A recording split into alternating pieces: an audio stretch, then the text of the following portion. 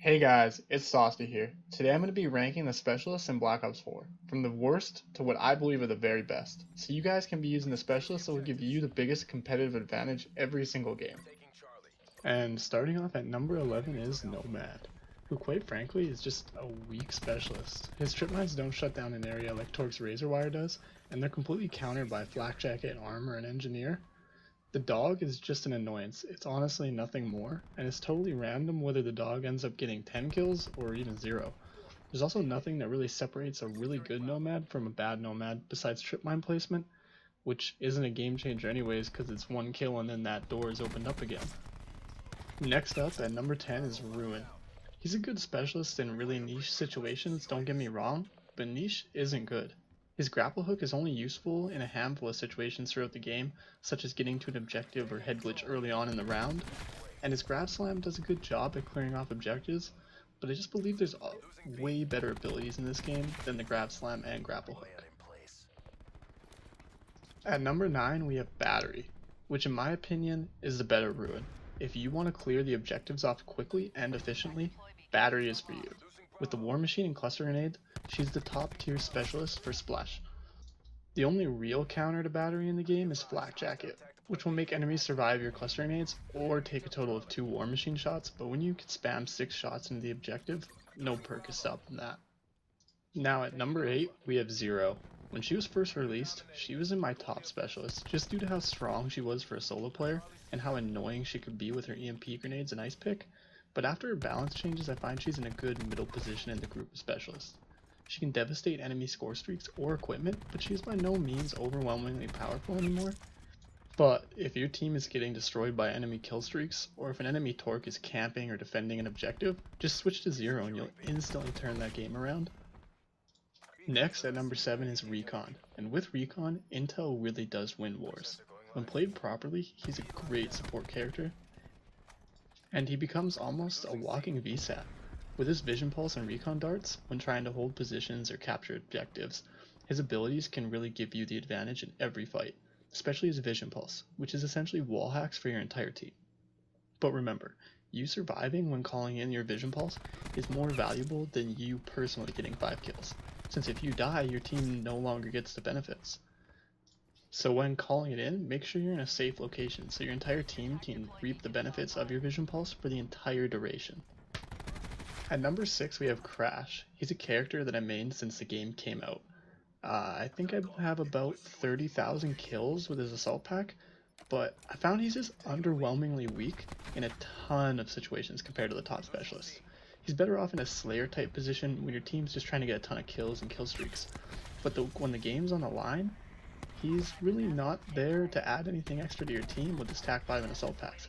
But don't get me wrong, if you're trying to get kill streaks in a 6-man or go for nukes, he's an essential specialist to help you and your team out, but in a competitive game, he becomes a liability. Next up at number 5 is Firebreak, the specialist if you just want to clear hard points or any objectives. His Purifier is strong but can be hard countered by Flak Jacket since it drastically increases the time to kill, and it doesn't have a huge range, so you gotta be really aware of your map movement when using it.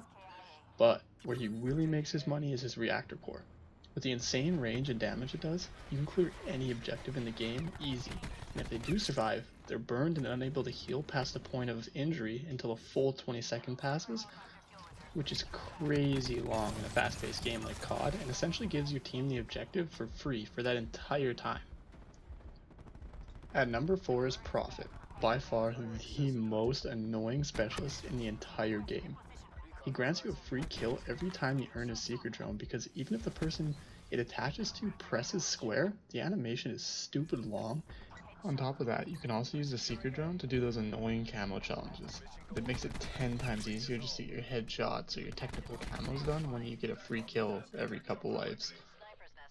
And with Prophet's Tempest, you can clear out any group of people in this game, small or large, due to the speed and accuracy of the Tempest, plus when you run into a bunch of people, you'll end up chaining them, so you don't have to shoot them all. The main mistake I see with a ton of Tempest players is that when they run into a large group of people, they'll shoot one guy, and then to get the insta-kill, they'll immediately try and shoot the guy they just downed again, instead of shooting the next people, because when you shoot 2 in a row, the chain will go over and kill the next guy, and you'll survive. Lots of time people die because they just want to get that kill that they just got, but you're better off just knocking everyone down, and if you just end up getting EKAs, it's not really a big deal. At number 2 is Torque. If Zero wasn't in the game, I truly believe Torque would be the number 1 specialist in this game. With his barricade and razor wire, you can shut down flank routes, entry points, or even entire lanes.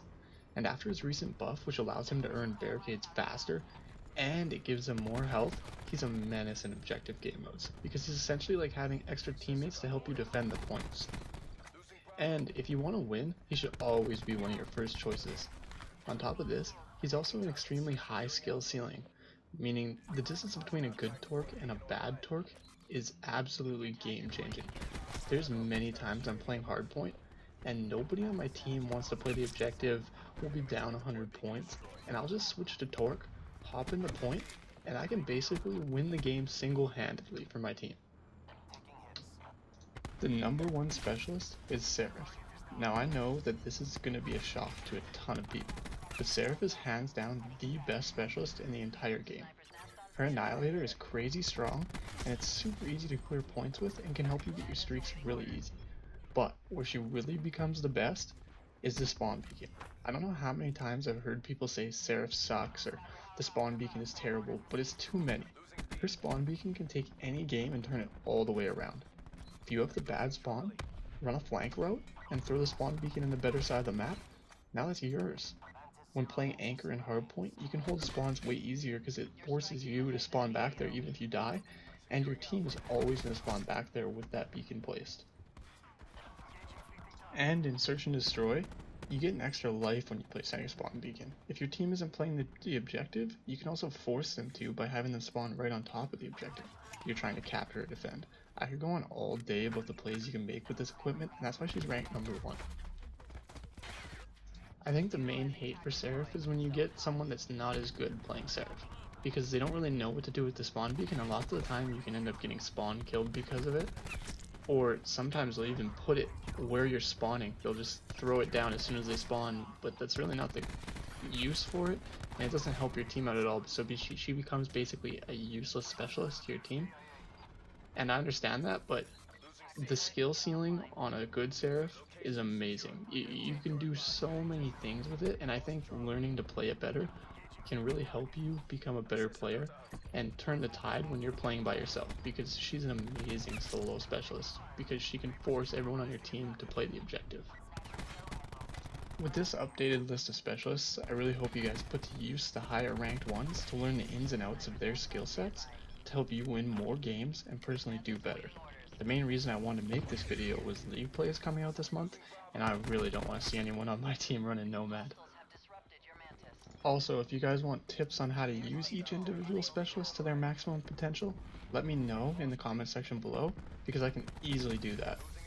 Also, make sure to like and subscribe if you want to see more from me.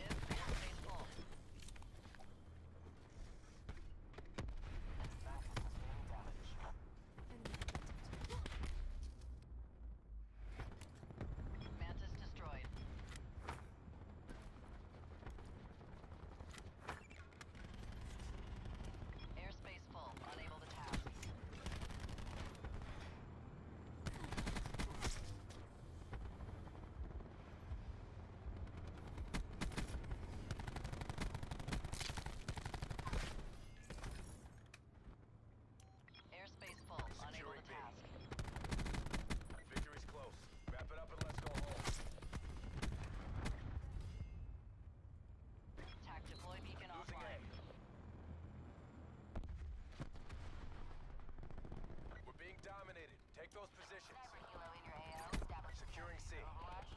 Mantis taking fire. Securing Alpha. Your Mantis has been destroyed. C locked down.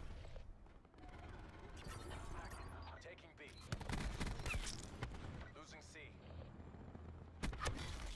Deleted target. Sensor dart away. Sniper reporting kill. Scoping in. Strike team has been eliminated.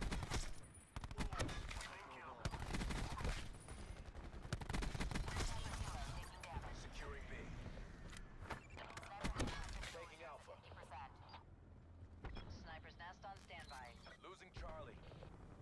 Mantis available for tasking.